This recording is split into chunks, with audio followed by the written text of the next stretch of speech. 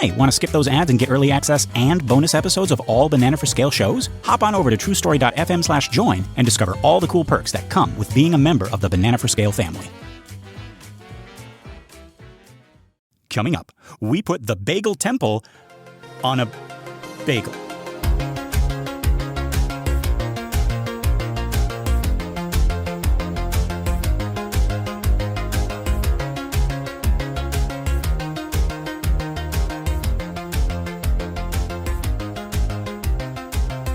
In Alphaverse, Bagel goes on Temple.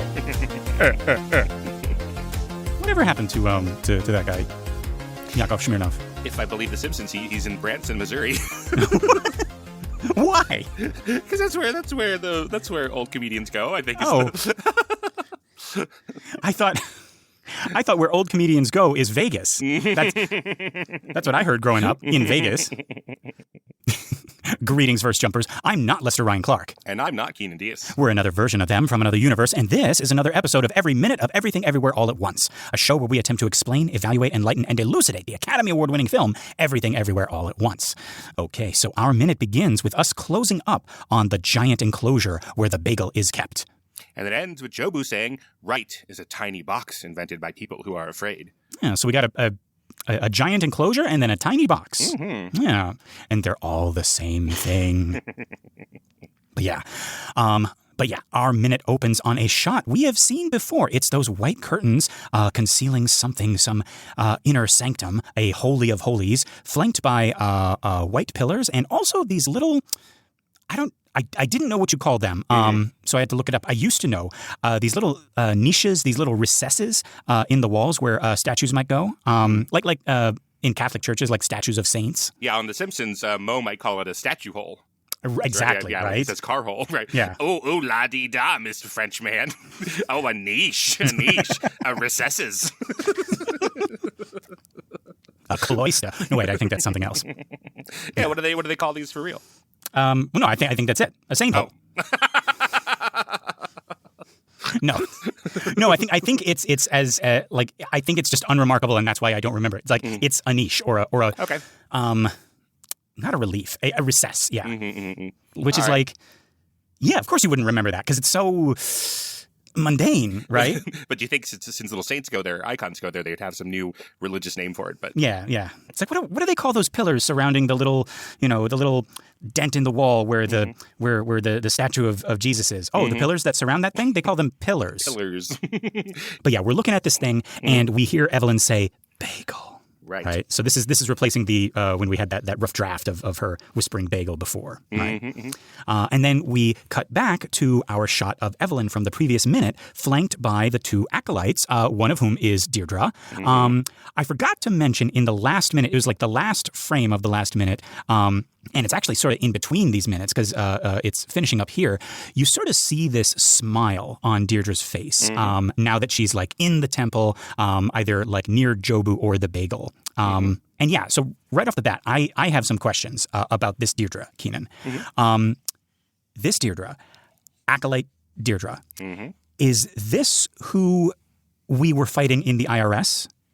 Is this the Deirdre who, smashes through the cubicles and chases us through darkened hallways like Michael Myers? Is this the Deirdre who addresses the members of the 4,655th Thetaverse, right? Makes that big speech, right? It's like Jobu has seen all, knows all, she knows what makes you tick. Is this that Deirdre? Because we sort of theorized that this might be the focal point for Jobu. I know how they're all one. We're going to talk about that in literally a second. But the movie sort of implies that this Jobu, nobody's jumping into this Jobu. This is Right. Jobu, right? And so in the same way, is this that Deirdre, the Bagel Deirdre, as we were calling her? That feels better, doesn't it? It feels like there should be a little sidekick character that can also jump into other people, right? But what does that mean that this version of Deirdre is also everything everywhere all at once? I think it in that respect feels better that only Jobu has that ability, right, to be everywhere and everywhere, everything everywhere. But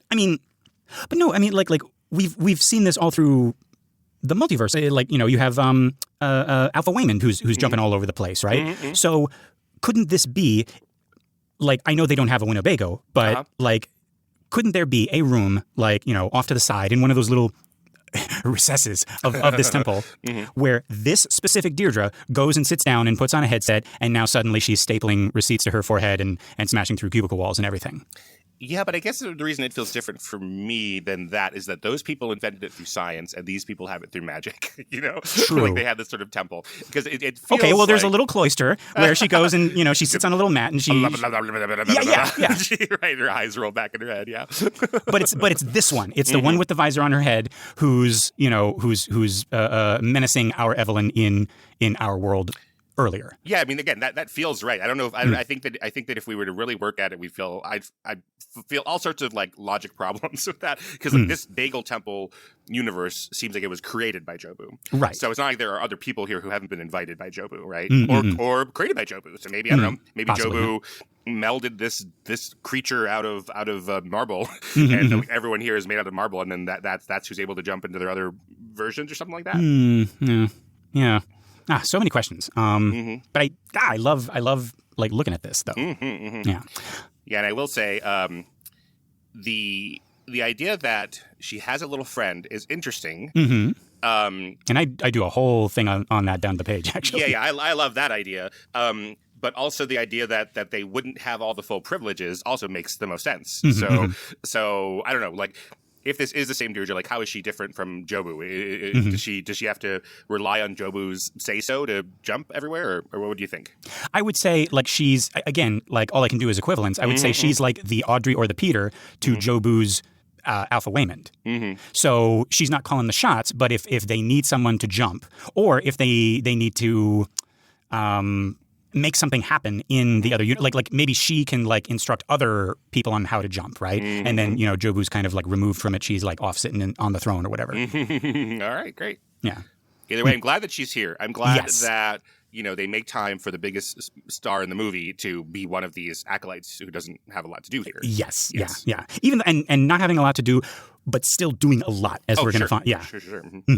But yeah, Evelyn turns to run away, and our two acolytes that we saw, we're thinking D.Y. Sao and Deirdre, right? Grab her, and we see also that we have two more acolytes. Did you catch who these guys were? I scrubbed through the entire movie trying to find them because I would really like it if they were all already in there somewhere. Yeah, I had a note. I was like, look up who these guys were.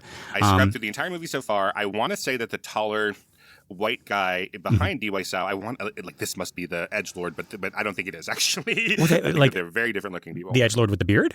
Yeah, I was like, maybe this is the guy with his beard shaved off. I don't think it is. I was trying to force them together, and I don't think so. Yeah. So we got this guy on the left, and then we got a lady on the right. But no, I would love for them to be characters that we've already met as well. Dang, yeah, okay. Well, actually, you know what? Let's just pull up IMDb here. Doing it live, folks. There is a universe where I did this before recording, but it is not this one. No, we're sure to see, like, when we see the full cast, we're sure to see like Bagel Acolyte or something like that. Let's see. Yeah, I've looked, but I'm willing to have you double check here. Okay. Security guard, Alpha Jumper. We got our soldier and queen. Maternity doctor, laundromat police, district manager, Rakakuni puppeteer. 1, 2, 3. There's 3 people puppeteering Rakakuni, folks. Lunch lady. Oh, yes. Movie theater. Chinese choir. And movie producer. That's our Waymond Lee. Pedestrian. Chinese choir. Big Bagel follower. Oh, really? He's down at the very bottom. Oh, okay. Big. So I swear, like, am I having like a Mandela thing? I thought I opened this up like earlier, and there were like Bagel acolytes. Like, that's how they were cast. I never saw a Bagel acolyte. Maybe it's just in my head. Okay. That's what they should be called. Big Bagel follower. Okay. Guy's name is Grayson Thomas. And he is the only Big Bagel follower, which implies that would imply that he's the only one that doesn't appear anywhere else. Well, maybe. I don't know. Like the people who aren't credited as a Big Bagel follower might not have any credit on IMDb at all. Oh yeah. Yeah. Dang. Yeah. Okay. Yeah, folks. If anybody knows who these folks are, because we want to give them proper credit. If you are one of these people, then write us in banana for scale mail. That's mail at gmail.com. Yeah, I mean, because look, I am one of the reasons I'm bad. Well, one of the reasons I'm bad at making it in the biz is that when I am in something, I don't put myself on IMDb. I'm like, that's too small of a role to bother. So but like you should put every single thing you have on IMDb. Yes, like literally every single thing. Right. So this guy's featured extra in Everything Everywhere All at Once. Like, that can only help. That I don't think anyone's like, what are they doing putting themselves in here? Well, that is an Oscar-winning movie. It's like you want to say. It's like I was involved in this. Yeah. Right. Yeah, I'm bad at that too. Like I've caught my I've found myself on IMDb like I didn't put myself up there. I was like, oh yeah, I was in that thing. Like as this little yeah. And like yeah, when I started getting serious, I tried to like consolidate it. And it's like, oh God, there's so many. Like, and there's Lester Ryan Clarks and there's Lester Clarks and I don't know. Yeah. But yeah, Big Bagel follower. That's mean. Did he pick that name or did somebody else pick that name? I don't know. And again, I don't know. I can't find a picture of him. He's the tallest. He's the tallest in the shot. His IMDb says he's 6 feet tall. So. Oh, well, okay. Well, yeah, then he is a Big Bagel follower. Yeah. Yeah, I can't find a picture of him, though. Or is he the follower of the Big Bagel? Is he a Big Bagel follower or follower of the Big Bagel? Good question. How much wood can a woodchuck chuck? Clay people. Okay. But yeah, Evelyn is pushed into the temple, and we cut, and we are behind them as we walk the length of this beautiful place. I can't remember if we said this. I know that we looked it up, and we actually got it wrong. We at first we thought this was the same place as the chandelier and the lobby and everything like that. But that's an actual like theater in LA. I don't know if that made it into the show. Did it? No, it didn't. Okay, yes, we cut it. We cut it because we were led astray by a certain search agent. Yes, who lied to us and told us that the scene, the Wong Kar-wai scene with Evelyn in the Cinderella dress and the big chandelier behind her was in fact this place that we're going to talk about in just a second. And we went out. We had a whole thing talking about this wonderful place. Good thing that nobody will ever know that we did that. Yeah, we were recording and we're like, oh, that's so interesting, right? Like it's really smart and economical the way that they shoot the IRS and the Wong apartment like in the same place. That's so wonderful, right? Like, oh, they did the same thing with the two theaters, the Bagel and the church, and then the more we were thinking about it, we're like, that doesn't make any sense. That doesn't make any sense at all, actually. And then we looked it up. We looked it up with our own human eyes, and it took all of 2 seconds to realize that no, these are very different. That the movie theater in the Wong Kar-wai world and the Bagel Temple are not the same building. Right. I think perhaps the online agent that lied to us. Politely, they say when it's a big expensive online search robot, they say they hallucinated it. Right. They hallucinated. So much nicer than lied to us. Yes, fucking lied with their lying electric tongue. Right. What might have confused it is that the other theater is called the Los Angeles Theater, right? Right. And so that could be like Lester Clark, Los Angeles Theater. There's a million of those. Yep. Yeah, I was Bagel follower. Everyone loves big bagels. I was at the Ralph's the other day talking about how many Lester Clarks there were, and my cashier, Lester Clark, was like, "Yeah." Anyway, right. Oh, I got a little notification for Ian's birthday. Oh, yay! Yeah. It's today. Yeah. So yeah, I'm gonna wish him a happy birthday. Oh wait, I got the mic in front of me. Happy birthday, Ian! Happy Flag Day, Ian! Yay! Wait, it's Cake Day. Today is Cake Day? Your birthday is Cake Day. What? My birthday is Cake Day? No.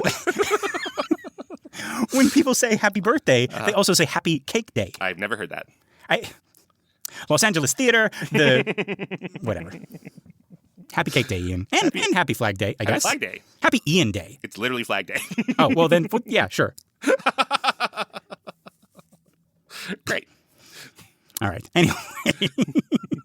Yes, she's pushed into the temple, and we cut behind as we're walking the length of this place. Folks, this is a real place. This is actually the Cathedral of Saint Vibiana, located at 214 South Main Street in downtown Los Angeles. It has stood here since 1876 and was actually heavily damaged during the 1994 Northridge earthquake. Preservationists, they campaigned to save it from demolition, and in the late 2000s, What do they mean, the late 2000s? I think they mean the aughts. Oh, I was like, it's like we're in 2026. Like, how's that? That's the early 2000s. Like, what? Yeah. In the late 2000s, so I guess like 2009 or something like that, it was reborn as an event venue just called Vibiana, right? It features a Carrara marble, Corinthian columns, and a 45-foot high ceiling. So, folks, if you're ever in downtown LA, you can actually visit the Bagel Temple. It is now a popular event venue that has also appeared in music videos for artists like Beyoncé, John Legend, and The Weeknd. And yes, you can, film at an actual Catholic cathedral if you want to. This one is not a cathedral anymore. Right. So they still will call it like Saint Vibiana's, etc. But yeah, after that renovation, it looks like they moved all of her actual relics. So Saint Vibiana is an early, real person. And they moved all of her relics to another church downtown, the Cathedral of Our Lady of the Angels in Los Angeles. Okay, yeah. That's nice. So yeah, I don't think the church has a policy about like, oh, you can't, you shouldn't be shooting music videos or anything in our cathedral. I think you can. But if anyone's wondering, this does not have her artifacts, so it's not like it's not a holy place anymore. Yeah, it's not a gravestone anymore. Right. So so it's completely just there for cool ass looking marble pictures. Yeah. I mean, they filmed at Dahlgren Chapel in The Exorcist. So yeah, you could film. Yeah, that's what I'm saying. You can film anywhere, but there's not like there used to be like a little gravestone there. Yeah. I imagine if there is an afterlife, Saint Vibiana is up there. She got a knock on her little cubicle, and Saint Peter comes in. It's like, so,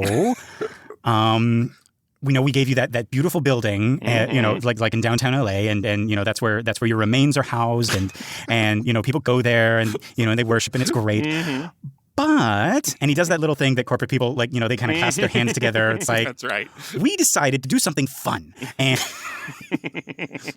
we're moving you to another place. It's Our Lady of the Angels. It's really great. And he's just like upselling this new, it can't be anything but a downgrade. Like, I mean, look at this place.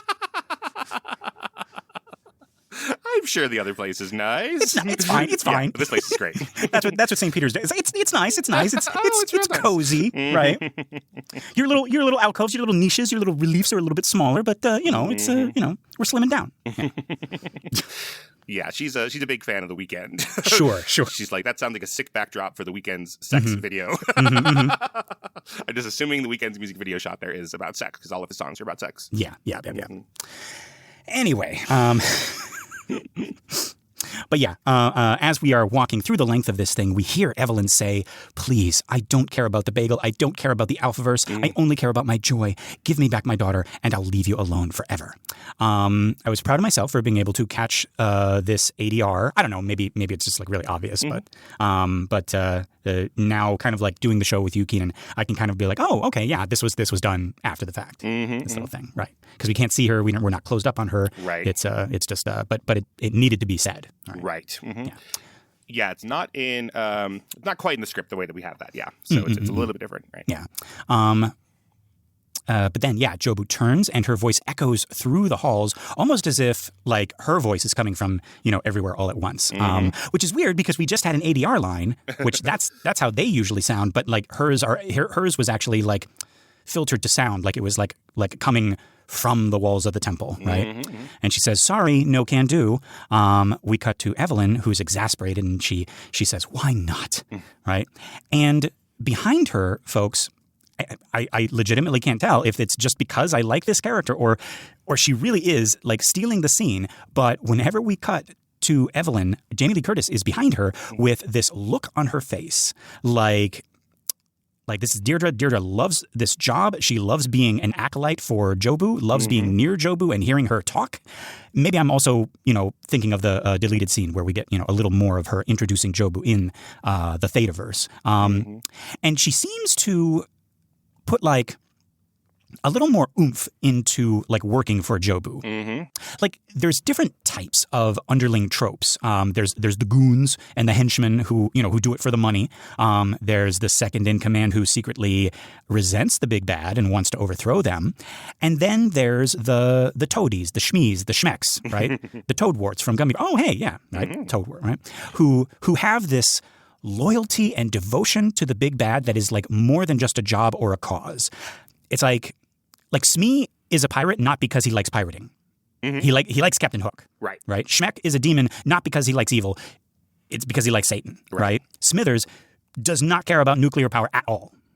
Right. And Deirdre and Jobu sort of follow that trope in that Jobu doesn't seem to care at all about Deirdre. Same way like all the other big bads in this trope kind of like abuse and neglect their own toadies. And yes, I'm getting this from, the deleted scene where Deirdre jumps into that atrium after Jobu says nobody likes her. But like, it's like she could have said that to any other toady and they'd been like, okay, boss, sorry, boss, right? But like says it to this Deirdre and she's like, it's like Jesus said that to you. Jesus would never. Right. Jesus loves everybody. Yeah. Hey, don't be saying that. You might be, like burned as a heretic.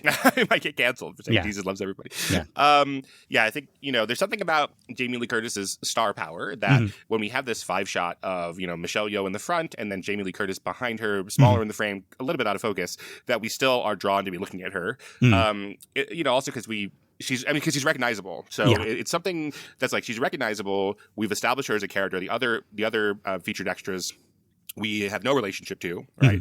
And there's probably something ineffable about a star that we want to look at them, right? That's partly why they became a star, But I think that you're right in that there is something here, even without that deleted scene, about what Jamie Lee Curtis is doing here that makes it seem like she is having fun. Like when we first introduced her, we pulled the curtain back and she's smiling when the other background actors have been asked not to smile or give us nothing at all. So, they allow or ask Jamie Lee Curtis to smile. She's also smiling like a real creepy evil bad guy. She's doing that kind of Kubrick smile, lowering her chin and looking up over the top Jack of her. Nicholson, right. Yeah, Jack Nicholson or Vincent D'Onofrio.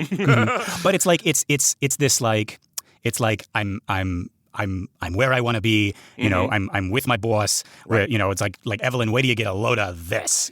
That's also a good point. Like it seems to imply that she is waiting for Evelyn to get her comeuppance.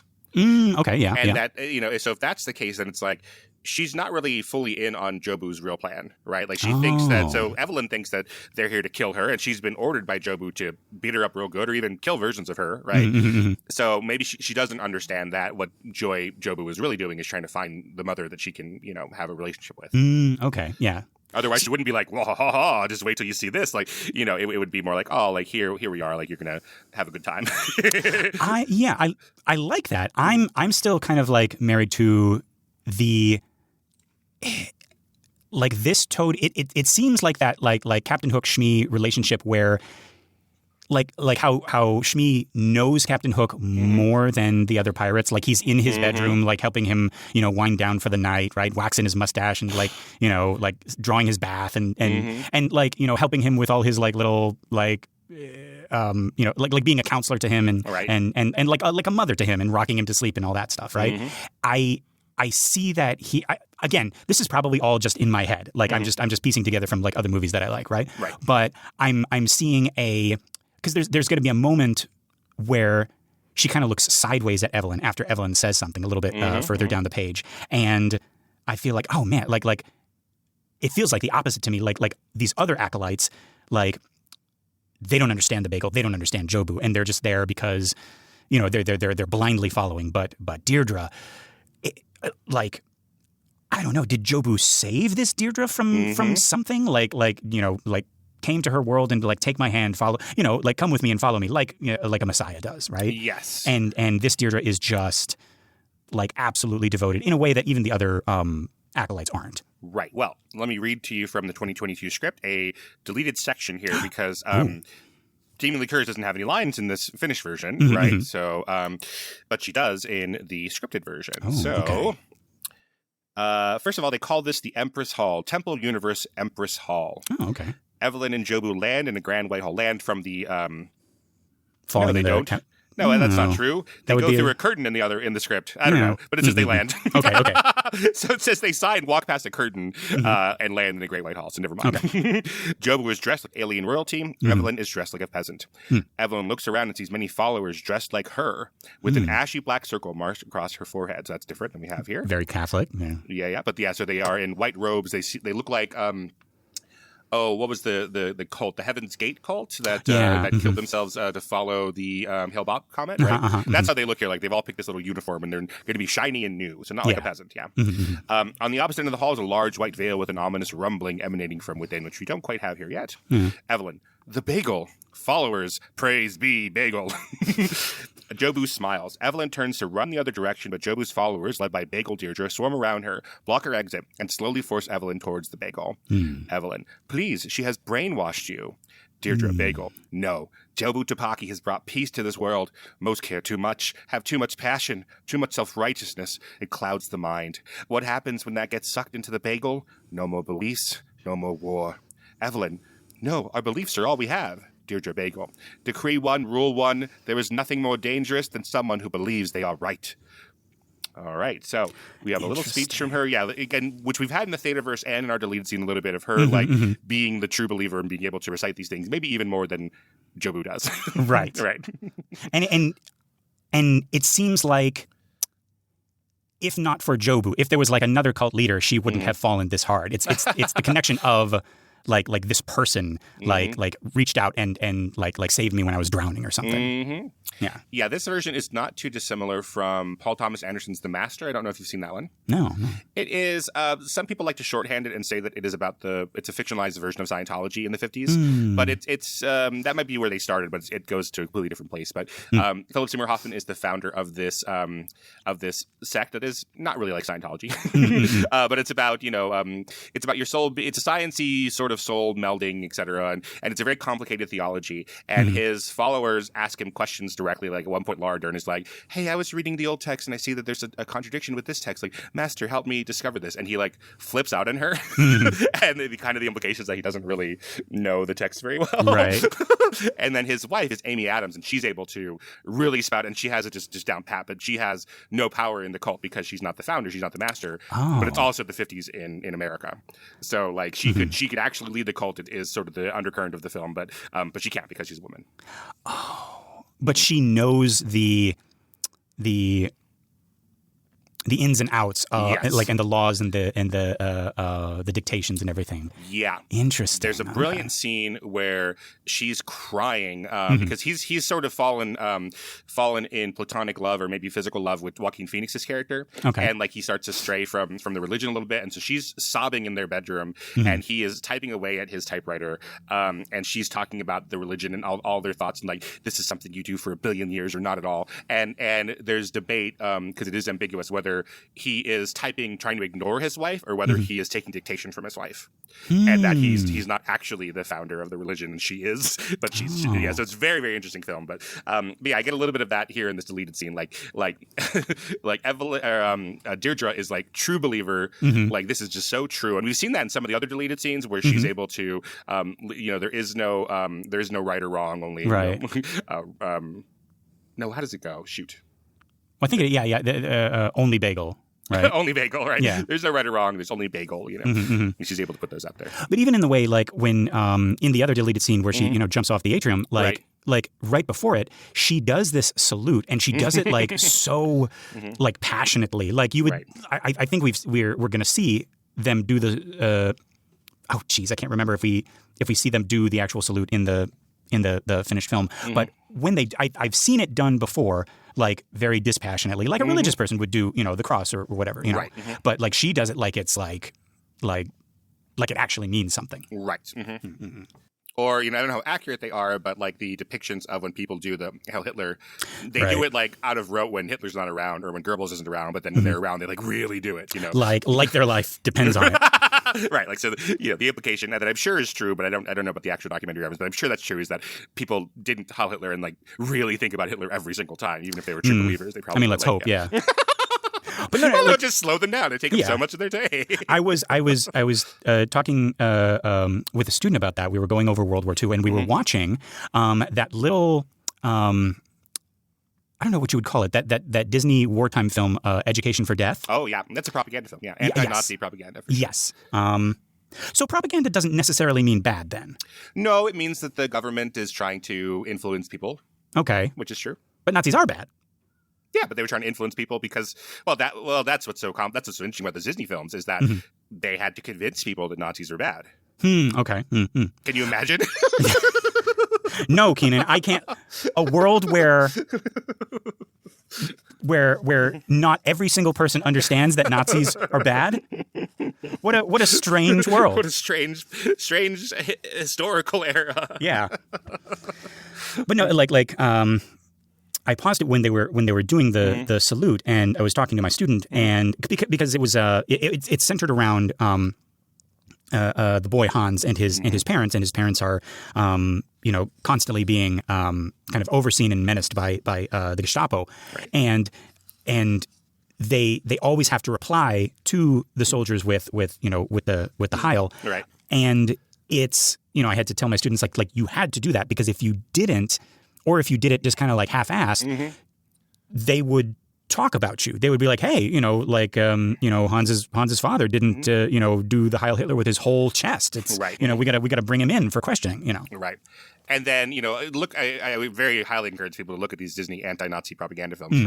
It's my favorite period of Disney history. But then the end of the film is by the end of it, little Hans has become a Nazi spy in his own house against his own parents. So he's checking to make sure that they're doing it every time. Yeah. Yeah. Oh yeah. Folks, it is Sunday, June 14th, 2026. Nazis are still bad. Nazis are still fucking bad. Just putting that out there. Just putting that out there. They're bad. They were always bad. They're still bad. They're always going to be bad. Yeah. It's 2056, and people's like, why does he have to say that? What happened in 2026? No. But yeah, Evelyn has said why not, right? Because she's like, no, I can't let you go. And Jobu says, I am your daughter. Your daughter is me. And here she hands Evelyn what we come to find in the next shot is a Dr. Seuss-style book, specifically in the style of "Oh, the Places You'll Go." I say that I recognize it's like, oh, this is a parody of "Oh, the Places You'll Go," but it couldn't be more different, right? It's "Oh, the Places You'll Go" is colorful, and this is black and white. Right. "Oh, the Places You'll Go" has a field with do you call those concentric circles or just circles within circles? Well, they're concentric, but it's like the Yellow Brick Road, right? Where the idea is that you're going to be following them, right? Yeah. They're concentric for sure. Okay. But it's like lines going into the center, right? Right. And the title is Everything Everywhere All at Once. Hey, it's our movie. That's where they got the title for the movie. Yeah. Does this count as because I always remember when one of Kevin McAllister's siblings is like, please, our brother is home alone. Do they actually say that? Or? Yes, they do. Whenever they say the title of the movie in the movie, I always catch it. Does this count as that? It's nobody's saying it though. But it's there. Yeah. No, absolutely. So in the script, it is a Dr. Seuss-style children's book titled "I Am Your Daughter, Your Daughter Is Me." Oh. Okay. So it doesn't describe what that will look like. So I don't know. Is that one fish, two fish, red fish, blue fish, or what? Or I am. Maybe that is like green eggs and ham or something. Right. I am your daughter is me. I mean that has the cadence of a Dr. Seuss thing. Okay. Because here she's going to open it, and that's going to be a line in the poem. Right. Would you rather that be the title or the way we have it now? No, I love that the title is the movie. Everything Everywhere All at Once. Yeah. Because it's not like the movie is coy, because we do have the title card to say everything. Right. Everywhere. Yeah. All at once. You have it. You have The Shining. He calls it The Shine, right? Oh yeah, he does. Okay, geez. The one reference I tried to make, and it doesn't even... Let me think. He does say it in Full Metal Jacket. He says Full Metal Jacket. Yeah. All right. This was the perfect storm. Yeah, that's something Scooter McGavin actually says. Yeah. Yeah. I really like that movie with the shark, the one called We're Gonna Need a Bigger Boat. I love that. Yeah, but yeah, so that's our finished product. Is the title is Everything Everywhere All at Once. Jobu reiterates for us, every version of joy is Jobu Tupaki. So all of my is this that Deirdre or which Evelyn is this is stupid, I know, but I still can't do it. I still can't not do it. I don't know, just because every version is like Jobu's special. Yeah, I don't know if these other people are special. where every version of Deirdre is Deirdre. Yeah. Yeah. Oh, okay. Maybe that's. Oh, okay. So you're saying like, well, I mean, that must be for Evelyn too. Like she's all Evelyns and she's all Joys. Well, now she is, right? Because Jobu has said like you're everywhere now. Right. Okay. So she wasn't before. Because I remember that's how Lavender made me feel a little bit better. They were like, this Evelyn is all Evelyn. All Evelyns are this Evelyn. So. Right. I don't know if that's true of everybody else though. Yeah. I think that's the thing is like that's threatening about Jobu, and then it's threatening about Evelyn, and Evelyn will find the peaceful version of it. The positive. Yeah. Right. Okay. But yeah, as she's saying this, we're over Evelyn's shoulder as she opens the book. And it's literally a picture of what is happening. It's a little Dr. Seuss Evelyn opening a book as a little Dr. Seuss Jobu says, I am your daughter. Your daughter is me. Every single version of joy is Jobu Tobaki. And I just saw this today. Right below that, seemingly separate, almost like Jobu just now added it in with her mind. It just says, hi. Like, hi, you're reading this in front of me. Yeah. Like, yeah. I mean, like I say, it was just added, but also like it's always been there in the book. You know what I mean? Right. But the book was made for her to like read and open and look and have this moment. Oh yeah, totally. But the other two lines rhyme, right? I'm your daughter. Your daughter is me. Every single version of joy is Jobu Tupaki. Right? Hi. She can't help but just muck things up a little bit. Yeah, I mean, just kind of like wink, right? Right. Yeah. So yeah, behind Dr. Seuss Evelyn. So Dr. Seuss Evelyn is reading the book Everything Everywhere All at Once. So it's meta, recursive nature of that. And then behind her is a series of steps leading up to the bagel recess that we don't have in the finished temple. There are no steps, but it just feels right? Yeah. Do you? Or maybe we can't see the step. Like, I mean, not steps that steep, but like there is some sort of like little thing that I talk about later. Yeah, that's true. But yeah, this makes it look like the entire temple is steps. Yeah. Right. Do you have the image up in front of you? Hang on, because I want to talk about this thing. Let me scrub here. Okay. Yes, I got it. Is this a case of eye fatigue on my part, which happens, okay, or are the bagel curtains red? I cannot trust my own eyes because when you stare at a black and white photo long enough, sometimes your eyes add color to them. All right. Well, okay, maybe this is proof of your theory because before I even knew what you were going to say, I landed on this frame and I was like, wait a minute, it looks like Evelyn and Jobu have skin tone. They do, yeah. And it looks like it's... They do, right? Maybe they don't. Keenan, I wrote this morning and I called it a black and white image. Yes. But no, she has skin and there's colors on the book. There are, right?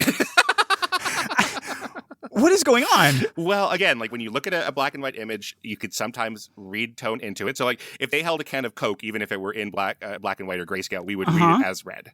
And like there's documented studies like that over and over and over again. Okay.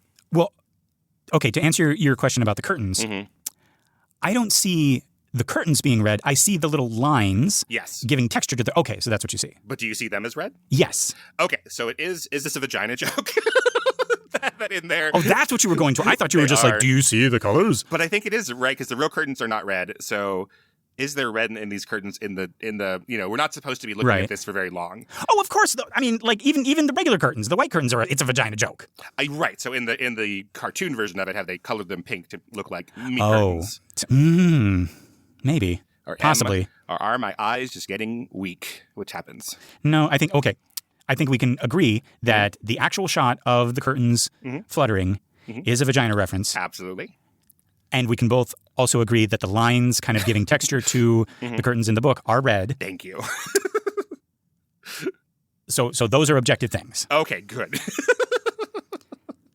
Right. But also like maybe it's not, and you're just supposed to, look at that picture for 3 seconds, and you're supposed to look at Evelyn, look at the book within the book, read the text, and you're not really supposed to be looking at the curtains. The more I do this, the more I'm convinced that the Daniels knew that somebody was going to like scrub through this minute by minute, because, like all these little things. Like why would you add the can of Daniel's soup up on top of the fridge if you weren't sure that somebody was going to be like looking through this thing? Like, yeah, maybe the reason I have so much Simpsons on my mind today is I went back and watched about 5 episodes of new Simpsons from the current season this weekend. Oh, Jesus. Which I haven't really done very often. Yeah. And one thing I have noticed is how much more Easter eggs there are, like to the point where they'll show you a thing of text and you don't have time to read it. And so I think that is specifically for streaming audiences. Okay. Because you used to be able to read all the little jokes in the background of right. Simpsons. Yeah. And they would give you time and everything. Right. Yeah. And so now it's not there. And I think you're meant to, or the writers are anticipating that people are going to be pausing this on Disney Plus and going back and looking. Yeah. Gosh.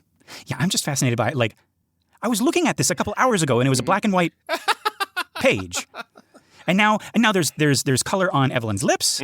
Yep. They're like, oh, and by the way, yeah. Speaking of, folks, we're not weird. When we talk about, well, I guess we are, but no, we're really cool, you guys. We're not losers. No, but no, that is an established thing. Is like every cave or in every opening, every thing with curtains, like that is a like birth reference, right? Well, I mean that's a Freudian thing, and we isn't that a Joseph Campbell thing also? Well, Freud was first, so I'm guessing Okay. Joseph Campbell is reading that. Yeah, I mean, like both of those people argue that those are universal. I think those are just opinions, so I think it's fair to disagree with Campbell and Freud and say that not universal. That's completely fine. But like our movie, Every sword is a dick. You know. every sword is a dick. Every bullet is a dick. Every cigar is a dick. Absolutely. But like our movie has made it explicit with the hand vagina. Right. So with that, I think it's totally fair to go back and look at these things, right? Like, so maybe we're misreading it, that the elevator doors open and it sounds stupid to say that we're misreading it when I say it like this, but the elevator doors open and they become the birth canal. Yeah, no, that's objective. That's like obvious, right? But I could get someone saying like, "Oh, why are you reading these things?" etc. But like then like quite objectively, like they turn the hand vagina into a portal, right? And so like this movie at least has at least one that's textual for sure. So I think it's fair to look at all the other ones. Yeah. As long as you want to. Again and again. Rewind. We're not weird, folks. We're not weird. Anyway. Yeah, and, oftentimes in Freud and Campbell's time, you would have men who were creating vaginal imagery, and it was usually men doing it. I know the Daniels are men here, but I think this is meant to be a vagina-positive film. So it's not just like, vagina is like, sexy, et cetera, or something. Right? Like, this is about like birth and motherhood and creation and the powers of vagina. Yeah. This is. I mean, because this is a story about a mother and a daughter. Right. The power of and their shared power in their womanhood. Yeah. And they end up like finding womanly powers with like connection with like Deirdre, who ostensibly is someone who doesn't have children of her own, et cetera, and like spreading the power of vaginas to everybody. Right. And like yeah. So this one, they want to have it both ways because vaginas are funny, et cetera, right? And they're taboo. But she was fighting with dildos and yeah, exactly. But yeah, no. I think, and that's the Daniels, right? Like they'll do the comedic version alongside the serious deep version. Right. Yeah. No. Okay, Keenan, you have shown us a lot of cool auctionable items. Someone somewhere has this book. We can see that there are more pages, and some of them are like fully colored. Can you see the little like edges? Yeah, you can see that. Like maybe when they get into the temple, it's like that level in Mario 1 where it's just all black and white, right? Do we know what became of this book? I don't know. I don't think it's in any of the auction sites. If somebody finds that, that's great. But maybe this is just so damn cool that someone in the art department has it, or they gave it to who knows to Tally Metal or somebody. Because if you had it around, you'd want to keep it too. Yeah. I bet. Daniels, you are sleeping on. Just publish this book. Just make a couple more pages, and everyone will buy this. Like I'm so pissed that I missed the chance to get the Babadook book. Oh, I didn't know you could buy it. Yes, there was like for a limited time, you could buy the like just like the prop of the movie. Like you could buy the Babadook book. Oh, that's cool. Now you go onto Amazon and there's like a blank book with the cover of the prop. Oh, on it. I see. It's like a journal or something. It's like, but you could have it's like they sold like a limited number of copies of the Babadook pop-up book, Mr. Babadook. I see. And then so they wrote the whole book then and then sold it that way. So then, but then if they go and finish the book and sell it, then it makes the people who got in the ground floor their thing not as special, I guess. Yeah. That's too bad. And it was a pop-up book, I'm assuming. And it was the whole pop-up deal. Yeah. That sounds pretty cool. Yeah. So I'm just saying, Daniels, like 10th anniversary or whatever, right? Come out with like a fully realized Everything Everywhere All at Once, Dr. Seuss-style book. Yeah, I love it. And everyone will buy it. Yeah. But yeah, Jobu finishes. She says, "You can't separate us." And we cut to Evelyn, who is in disbelief. She says, "No. Was this supposed to be like a Darth Vader, I am your father moment?" I mean, it doesn't... It doesn't seem that way now, because it's like, well, duh, we knew that, Jobu is Joy and they're inseparable. But do you think they were, like, at least in earlier drafts, they were working towards, it's like, you can't separate us, we are one. And she's like, no. It definitely doesn't land that way now.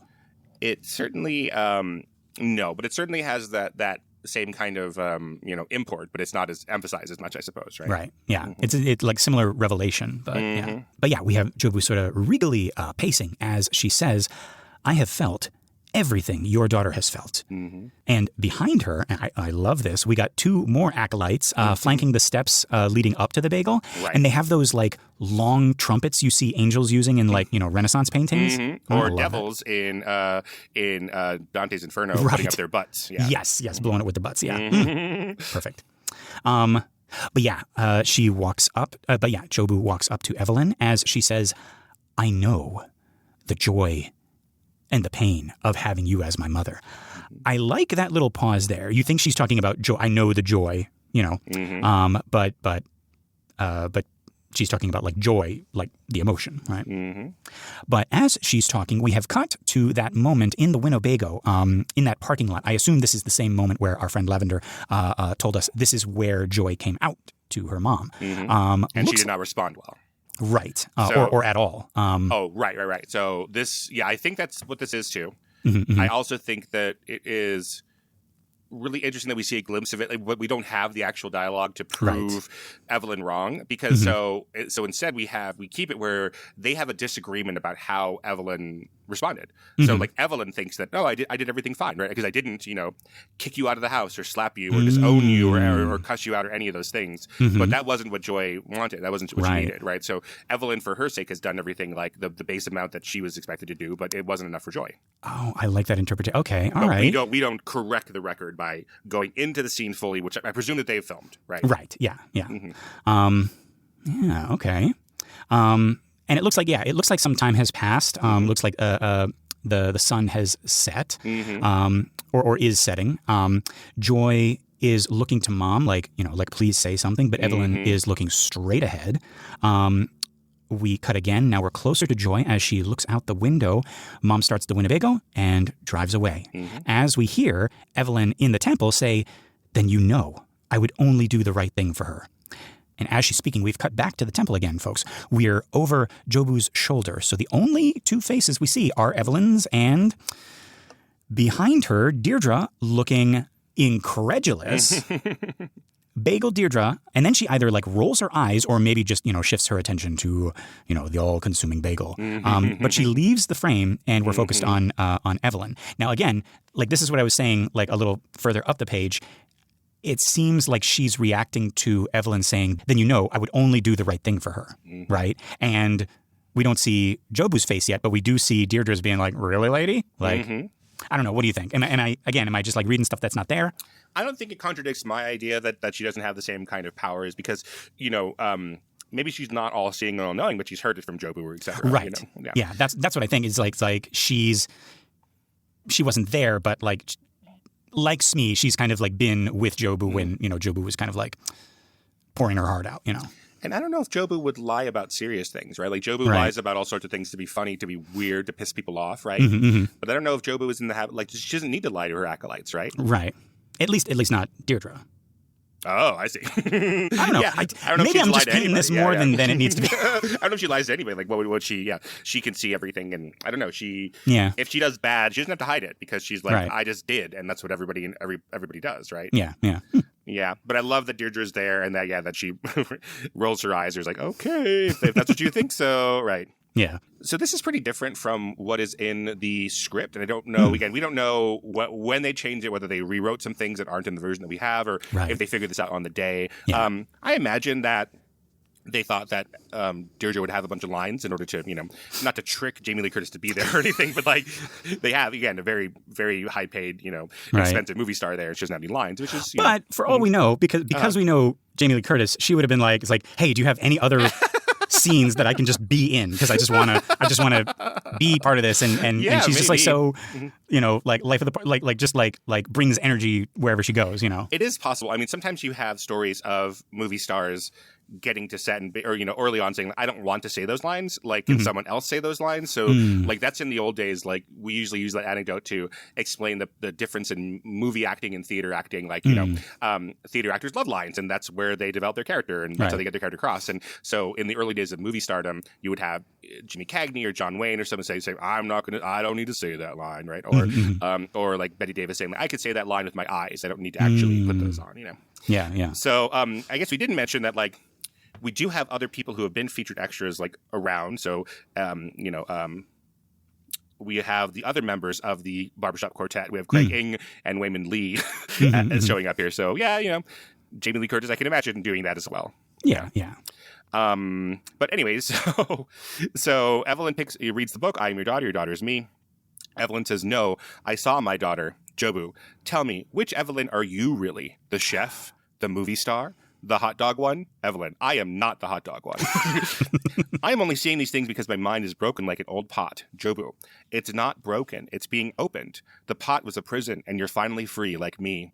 I have felt everything your daughter has ever felt. I know the joy and pain of having you as a mother. So, yeah. So it is very interesting. So that I don't know. What do you think about that line? You like that line? Which Evelyn are you really? But what do you think we might, get out of deleting it, I suppose? I think deleting it saves the audience from going through the shit that I'm going through. It's like, which one is she? Is she, which nobody else seems to have a problem with. You don't have a problem with it. Lavender doesn't have a problem with it. I'm the only one who's like, but what, like, which Evelyn died? And which one is this? But yeah, I think that's why they might have deleted it, because I think in the same way that we don't want to think about infinite alpha verses and infinite Jobus and infinite bagels, we also don't want to think of our hero being like inconsequential and just one in a sea of infinite Evelyns, even though that's literally what the movie is about. I mean, yeah, that's you say nobody has a problem with that, but there's a reason why people resist that idea in real life. That there might be different versions of us, or there might not be any, and that we might not exist, and this is all an illusion inside of a raindrop. I think there's a reason why people don't want to hear these things. Yeah.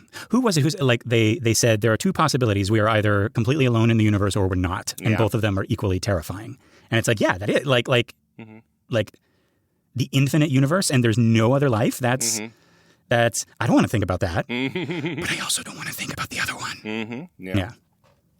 Yeah, well, that's what Jobu says. But yeah, but also the other thing that's cut here is that the clay pot metaphor, which Alpha Wayman brings up, is incomplete, or certainly that, if Jobu says it's not true, then we kind of believe Jobu because she's this, she sees everything. So kind of like bringing up the idea that the people in the Alphaverse don't understand everything, I think is maybe too big brain for us, like like master brain. Like, of course that would make sense. So like, why do we believe that the Alphaverse has solved the problem of everything everywhere all at once? Like, that doesn't make any sense, actually. Right. Like, Jobu does, right? Yeah. And even though Jobu is the quote-unquote villain, it's you believe what the villain, no, I am your father. It's like, search your feelings, you know it to be true. Like, because the villain is dropping the hard truths that we don't want to accept. Right. Okay. And so for her to drop, it's like, yeah, that clay pot stuff is just bullshit. It's actually restricting you. Yeah. Right. Like in the Eastern religions, in Buddhism and Hinduism, again, I'm not an expert at all, but like they've developed practices to try to translate that into everyday people's lives that really only scholars and monks actually see the whole truth on a day-to-day basis. So like even in Hinduism, the idea that, okay, like we're going to teach people to worship these gods, right? And they have their personal shrines in their families, or their shrines of their villages, or their parts of India, or what have you. The real truth is that the gods don't exist, but like because you don't exist, because existence and nothingness are the same thing. So, but like on a day-to-day basis, not practical. And you're talking to people who aren't on the verge of being reincarnated into the next life where they'd be able to actually use it. So it's like for them, all that you're trying to do is like get them to live a good life of their hundreds of thousands of lives. Right. So yeah, you can look it up in a book, and like anyone in India, anyone who's a Hindu, could like read this, but like you don't practice that day to day. Right. So none of them are on the verge of, if you're working an office job in Chennai or Lahore or something, you're not on the verge of being reincarnated as a god. And then you're not on the verge of like being reincarnated as a monk who's going to get off the wheel of reincarnation. So, like everyone can know it, but like it's not practical. Right. So here in this like really condensed version of this, I don't know if that makes any sense. It's very nice of you. But here in this really condensed version of it, right, to be like, well, what you know about the multiverse, et cetera, is incomplete and wrong. But let's not talk about that right now. Right. It might be a little bit too confusing. Yeah. So instead, in the finished film, the Alphaverse people are correct about everything except for Jobu's motives. Right. Yeah. Oh, okay. I like that. Yeah. Yeah.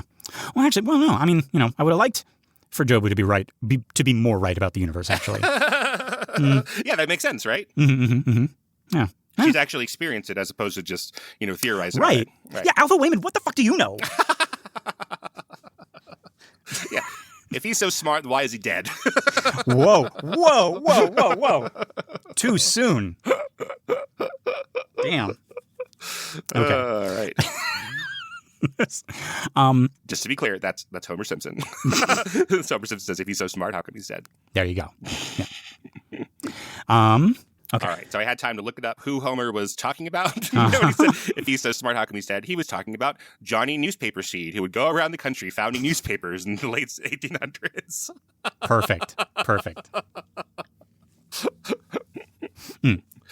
Okay. So Evelyn has said, then I would only do the right thing for her, right? And then, folks, we get the last line of this minute. We cut to Jobu, who has this expression on her face, and I want to talk about that, but she snuffs it out and turns and she says, "Right is a tiny box invented by people who are afraid." It sounds so wise. What does it mean? Just like there's no up or down in space, no good or evil, and people who use labels like right or wrong need a crutch? That's what she's saying? I think so, yeah. Okay. That things are much more complicated than that. Than right or wrong, yeah. There is no good, there is no evil, only Google. There is no Coke, there is no Pepsi, only Cokesy? Right. But, okay, I want to rewind just a little and talk about the look that Stephanie Hsu is giving right before that line, right? So her mom has just said that she's always tried to do right by her, what's best for her. And then we cut to Stephanie Hsu and we have this look on Jobu's face before she starts to speak. What's going on with this look? What do you think? It looks like she wants to roll her eyes so hard they fall out of her head and say something. I mean, she's dressed like a drag queen. Obviously, so much of her looks are like drag queens. So it looks like she's just ready to be sassy as fuck and then just decides, no, not worth it, actually. Yeah. I see like disappointment. I see like oh, you were with me up to this point. like I thought you were learning. Like I thought you were becoming a Jedi. It's like, oh, okay, you still don't get it. Oh, jeez. Yeah. Yep. Yeah. But yeah, we're gonna continue. We still got some more bagel stuff in here. We got more acolytes. Oh my gosh. Yeah. We got like a big wide shot with a lot of them. Oh, there he is. You see Wayman Lee? Yes. Oh, he's the shortest one. Oh. Yes. Oh, they're all here. And you were there. And you were there. Oh, yeah. See, that's what I mean. I want all of them to have been, people in the in our world. I think they must all be. There can't be anybody here who is only just like a bagel acolyte. I don't know, man. It's so hard. But it's very possible that we need extras and they have to show up here. Yeah. Yeah, but that's next minute. We're getting ahead of ourselves. Yes, we are. Yeah, folks, this has been the 93rd minute of everything, everywhere, all at once. I've been Lester Ryan Clark. You can reach me in all the universes as Lester Ryan Clark. And I've been Keenan Diaz. In your universe, I'm on Instagram and Letterboxd as Howdy Keenan. Yeah, we got our Facebook listener group. It's a community for all of our shows, including this one. It's a private group, but just request to join and you'll be sucked into the banana. If you want more, consider joining us at truestory.fm/join and look for Banana for Scale. That's us. You get bonus episodes of all our shows, access to our Discord, and you get your episodes a week early and ad-free. Pretty cool, just $5. If you're not sure about that yet, one thing you can do that's absolutely free but would really help us out and mean all the universes to us would be to give us a 5-star rating on iTunes or Spotify or wherever you listen to our show. That and sharing the show by word of mouth or on social media is going to help our little podcast grow and find more cool people like you. All right, time to jump. What am I going to do? Oh, it's all Bagel Temple here. Okay. I am going to... Oh my gosh. Keenan. I just realized something. Where does that book go? See, she closes it, and then the scene is done, and now like when the next shot where like it's in a wide shot and she's walking, she's not like nobody's holding the book. You know why? I think I do. I took that book. You took it. I popped in there real quick, and I took it, and I got out of there. Yeah. And that's the evidence. It's been there the whole time. Yeah. The whole time. The whole time. Yeah.